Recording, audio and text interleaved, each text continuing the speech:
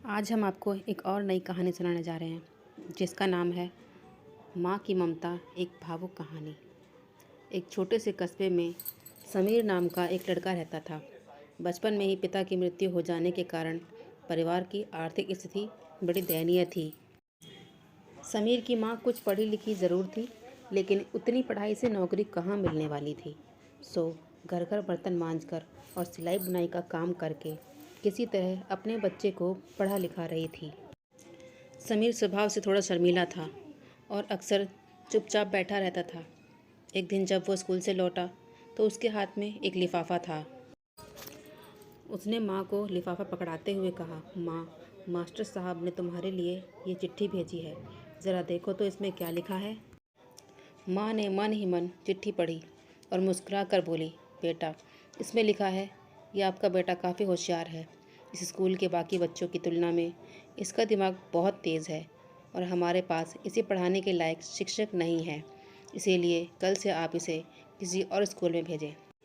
यह बात सुनकर समीर को स्कूल न जाने का दुख तो हुआ, पर साथ ही उसका मन आत्मविश्वास से भर गया कि वो कुछ खास है और उसकी बुद्धि तीव्र है।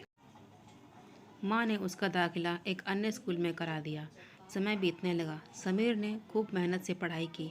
आगे चलकर उसने सिविल सर्विस परीक्षा भी पास की और IAS ऑफिसर बन गया।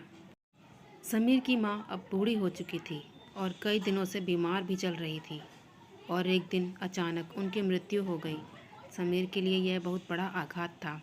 वह बिलख बिलख कर रो पड़ा।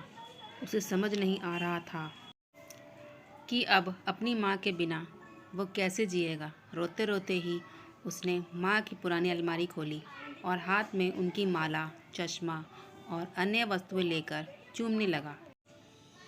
उस अलमारी में समीर के पुराने खिलौने और बचपन के कपड़े तक संभाल कर रखे हुए थे। समीर एक एक कर सारी चीज़ें निकालने लगा और तभी उसकी नज़र एक पुरानी चिट्ठी पर पड़ी। दरअसल ये वही चिट्ठी थी जो मास्टर साहब ने उसे 18 साल पहले दी थी। नम आंखों से समीर उसे पढ़ने लगा।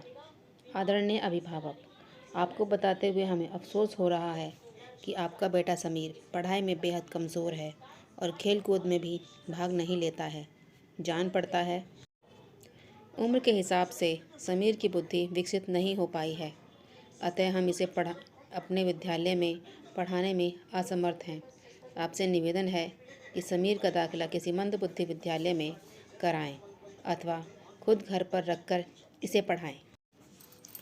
प्रिंसिपल। समीर जानता था कि भले उसकी माँ इस दुनिया में नहीं रही, पर वो जहाँ भी रहें उनकी ममता, उनका आशीर्वाद सदा उन पर बना रहेगा। आपका बहुत बहुत धन्यवाद।